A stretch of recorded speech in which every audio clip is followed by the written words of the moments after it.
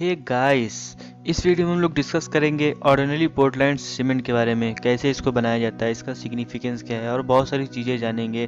सो इस वीडियो में आपका क्रिस्टल क्लियर हो जाएगा, आपका जो जियो पॉलीमर है, सॉयल सीमेंट है, सो ये सब चीज़ें क्रिस्टल क्लियर होने जा रही हैं। सो चैनल को सब्सक्राइब करके बेल आइकन को हिट कर दीजिएगा। वीडियो अच्छा लगे तो वीडियो को लाइक कर दीजिएगा। Thank you. So present time में कंक्रीट के साथ दो प्रॉब्लम है। पहला, सीमेंट कंक्रीट में यूज़ होने वाला सीमेंट जनरली हम लोग यूज़ करते हैं ऑर्डिनरी पोर्टलैंड सीमेंट ओपीसी, और ओपीसी सीमेंट के कंस्ट्रक्शन में आपका CO2 का एमिशन बहुत ज़्यादा होता है, जो कि इन्वायरमेंट के लिए बहुत ही हार्मफुल है। कार्बन डाइऑक्साइड लगभग 7% पूरे वर्ल्ड में जो CO2 कार्बन डाइऑक्साइड का एमिशन होता है, उसका 7% CO2 का एमिशन सिर्फ आपके OPC ऑर्डिनरी पोर्टलैंड सीमेंट के प्रोडक्शन में होता है। जैसा कि हम लोग जानते हैं, कंक्रीट सबसे ज़्यादा यूज़ होने वाला मटेरियल है पूरे वर्ल्ड में, लगभग 1.35 billion ton per year use होता है। और सीमेंट ही एक ऐसा मटेरियल है जो कि काफ़ी ज़्यादा और के कंपैरिजन, जैसे लाइम हो गया, उसके कंपैरिजन में काफ़ी ज़्यादा ड्यूरेबल है, मगर इससे CO2 का एमिशन काफ़ी ज़्यादा होता है। सो हमें किसी और अल्टरनेटिव सोल्यूशन के तरफ मूव करना होगा जो कि ज़्यादा सस्टेनेबल हो और इन्वायरमेंट के लिए ज़्यादा हार्मफुल ना हो। दूसरी प्रॉब्लम जो हमारा कंक्रीट के साथ आती है, durability. Durability as we know कि कंक्रीट एक परमेएबल मटेरियल है, सीमेंट, इजंट इट। जब कंक्रीट आप देखिए, RCC बीम अगर कोई देखिए तो उसमें रेनफोर्समेंट स्टील बार्स पड़ी होती हैं।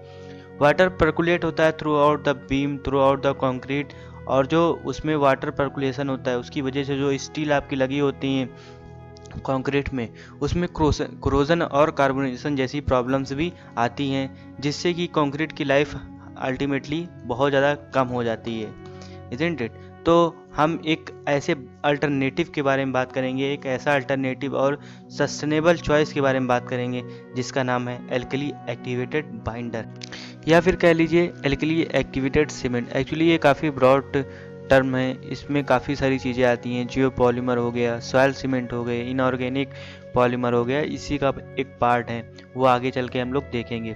सो एल्कली एक्टिवेटेड बाइंडर में काफ़ी ज़्यादा पोटेंशियल है कि ये कम्प्लीटली ऑर्डिनरी पोर्टलैंड सीमेंट को कम्प्लीटली रिप्लेस कर सकता है, जो कि OPC यूज़ होता है आपके कंक्रीट के बनाने में, जो कि CO2 एमिशन के लिए बहुत ही ज़्यादा 7% रिस्पॉन्सिबल है वर्ल्ड वाइड, जो भी CO2 का एमिशन हो रहा है। तो एल्कली एक्टिवेटर बहुत ही ज़्यादा सस्टेनेबल चॉइस होगी, क्योंकि इसमें हम वेस्ट का यूज़ करेंगे। जैसे कि आयरन इंडस्ट्री से आपके स्लैग निकलता है और कोल के बर्निंग से आपका फ्लाई ऐश निकलता है, इसको हम लोग यूज़ करेंगे। सो इसका आइडिया डेविड ने प्रपोज किया जब वो इंडस्ट्री में काम किया करते थे।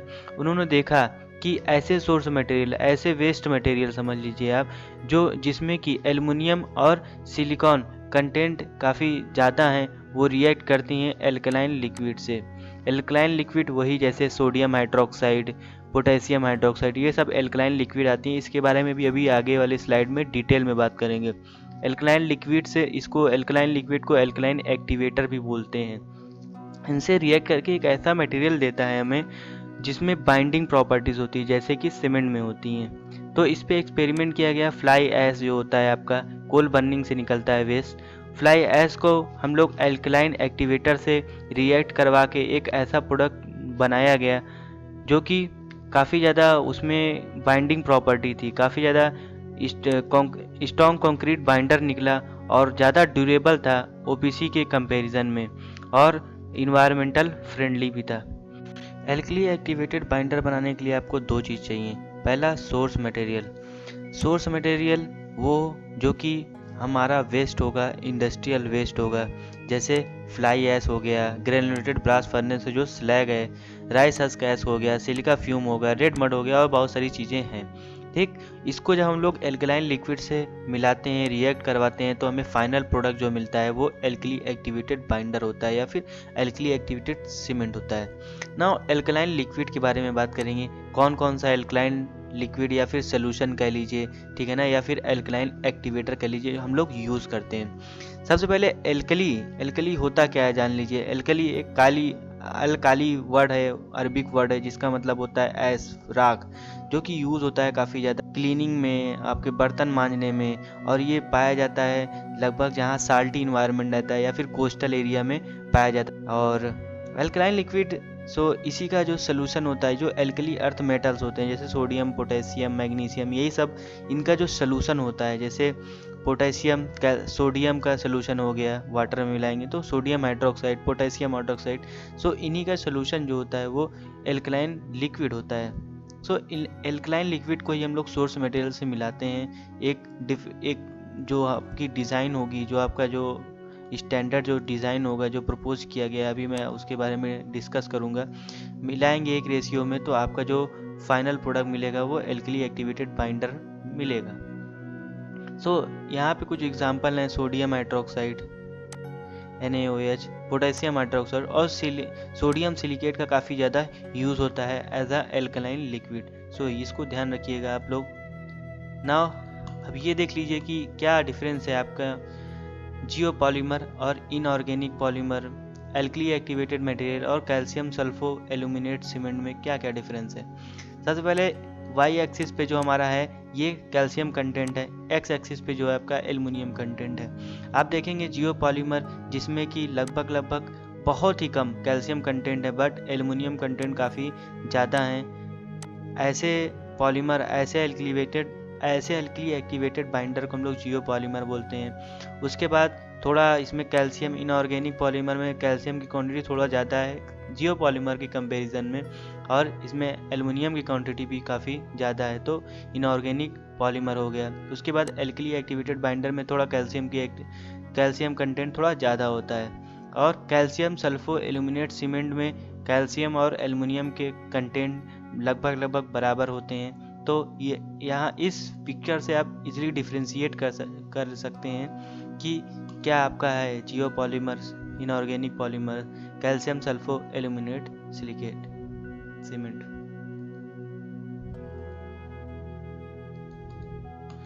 नाउ जो ऐसे मटेरियल, ऐसे सोर्स मटेरियल जिसमें कि कैल्शियम, जैसे मैंने बताया एल्युमिनियम कंटेंट ज़्यादा हो, जैसे कि आपका प्रोजोलन और लैटेंट हाइड्रोलिक बाइंडर जो कि यूज़ होता है आपके सीमेंट में भी। प्रोजोलन क्या है? प्रोजोलन एक कैल्शियम सिलिशियस एल्यूमिनियस मटेरियल है जो कि इनिशियली इसमें कोई बाइंडिंग प्रॉपर्टी नहीं होती है, मगर जब भी इसको हम वाटर से मिलाते हैं या फिर एल्कलाइन सोल्यूशन से मिलाते हैं इसको, तो इसके अंदर सिमेंटेनियस मतलब बाइंडिंग प्रॉपर्टीज़ आ जाती है।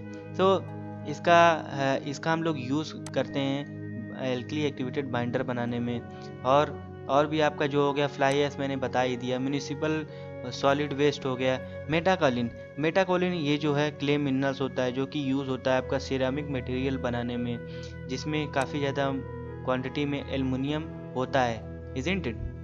इन सब को हम लोग जब एक लो टेम्परेचर पे किसी मतलब एल्कलाइन लिक्विड से मिलाते हैं, स्पेशली हम लोग सोडियम सिलिकेट, इनसे लो टेम्परेचर पे जब इसका रिएक्शन होता है तो हमें मिलता है सोडियम एल्यूमिनो सिलिकेट ग्लास, जो कि केमिकली सिमिलर होता है आपका जियोलाइट से। जियोलाइट जैसे हम लोग यूज़ करते हैं इसका वाटर प्यूरिफिकेशन में, वाटर सॉफ्टनिंग में इसका काफ़ी ज़्यादा यूज़ होता है। यहाँ से इजीली आप डिफ्रेंशिएट कर सकते हैं कि क्या एल्कली एक्टिवेटेड बाइंडर में कौन कौन सा हम लोग सोर्स मटेरियल यूज़ करते हैं, इज़न्ट इट? जियोपॉलीमर सीमेंट एक अच्छा एग्जांपल है आपका एल्कली एक्टिवेटेड पोज़ोलोनिक सीमेंट का, या फिर alkali activated latent hydraulic cement का, जिसमें कि कैल्शियम लगभग बहुत ही कम होता है बट बहुत ही कम होता है। जिसमें बिल्कुल नहीं होता या फिर 0.1, 0.25 या बिल्कुल नहीं होता, उसको हम लोग सॉयल सीमेंट बोलते हैं। एल्कली एक्टिवेटेड सीमेंट का ही एक आल्सो ब्रॉडली टर्म है जियोपॉलीमर, जिसमें कि बहुत ही कम कंटेंट होता है कैल्शियम का, इज़न्ट इट? जैसे मैंने बताया मेटाकालीन का यूज़ हम लोग सोर्स मटेरियल करते हैं for the manufacturing of alkali activated binder. Metakaolin का यूज़ करके हम लोग जो बाइंडर बनाएंगे उसको हम लोग इनऑर्गेनिक पॉलीमर बोलेंगे। और इसका जो मेटाकालीन का यूज़ काफ़ी ज़्यादा हुआ, फिर इसकी डिमांड काफ़ी ज़्यादा बढ़ने लगी, इसकी वजह से इसका प्राइस बढ़ने लगा, जो कि एक सस्टेनेबल सोल्यूशन नहीं है। हमने बहुत सारे इंडस्ट्रियल वेस्ट को यूज़ करके हम लोग ने एल्कली एक्टिवेटेड बाइंडर बनाया, मगर अभी भी काफ़ी ज़्यादा इस पर रिसर्च होना बाकी है। जो हमारा एल्कली एक्टिवेटेड बाइंडर है, इसकी जो कंप्रेसिव स्ट्रेंथ है 28 डेज में देखी गई 71.1 मेगापास्कल, जो कि काफ़ी ज़्यादा स्टेबल प्रॉपर्टी का एब्जॉर्व किया गया। लेकिन हमें अभी अप्रोच करना है recycling of waste, ceramic waste का, ताकि हम लोग प्रोड्यूस कर सकें value added alkali activated composite, isn't it.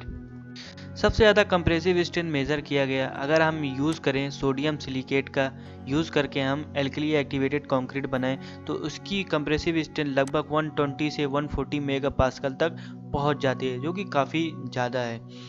और हम अगर ऐसे बाइंडर प्रोड्यूसिंग बाइंडर यूजिंग अगर हम लो कैल्शियम या फिर ना के बराबर कैल्शियम का यूज़ करके मतलब फ्री एल्यूमिनोसिलिकेट का यूज़ करके अगर हम सॉइल एल्कली एक्टिवेटेड बाइंडर बना रहे हैं तो ऐसे बाइंडर को हम लोग सॉइल सीमेंट बोलेंगे और उसके करस्पॉन्डिंग कंक्रीट को मतलब उस सीमेंट से जो कंक्रीट बनेगा उसको सॉइल सिलिकेट बोलेंगे।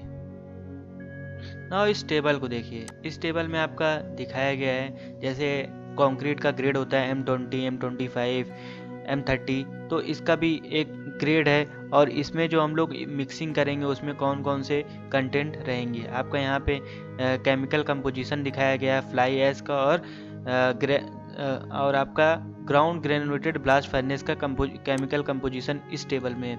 इस टेबल में देखिए M1 ग्रेड का अगर आप एल्कली एक्टिवेटेड बाइंडर बना रहे हैं तो उसका रेशियो होगा 1 और 0, मतलब 1 रेशियो में होगा आपका ग्राउंड ग्रेनुलेटेड ब्लास्ट फर्नेस से जो स्लैग निकलेगा और फ्लाई ऐश का 0 रेशियो रहेगा। और फिर उसके बाद आपका सोल्यूशन रहेगा एल्कलाइन सोल्यूशन NaOH, जिसका यहाँ पे टेबल में पूरा दिया गया है। फाइन सैंड कितना रहेगा, वाटर की क्वांटिटी कितना रहेगी, इस टेबल में आप देख सकते हैं। इस टेबल से आप समझ सकते हैं क्या है ना। इस टेबल में दिखाया गया है कि आपकी जो ग्रेड रहेगा, डिफरेंट ग्रेड रहेगी जो आपकी एल्कली एक्टिवेटेड बाइंडर की, उसकी अलग अलग स्ट्रेंथ, जो कि आप इसमें देख सकते हैं 28 दिन में ये कितनी स्ट्रेंथ गेन कर रहा है, isn't it. So for the time being हमें ये भी देखना होगा इस पे और कौन सी रिसर्च होती हैं। हालांकि ये काफ़ी ज़्यादा यूज़ हो रहा है चाइना में और वेस्टर्न कंट्री में, मगर इंडिया में इसका बहुत ज़्यादा कम यूज़ है। तो देखते हैं इस पे इंडिया में इसका कब से यूज़ होना स्टार्ट होता है। So thank for listening, God bless you all, thank you.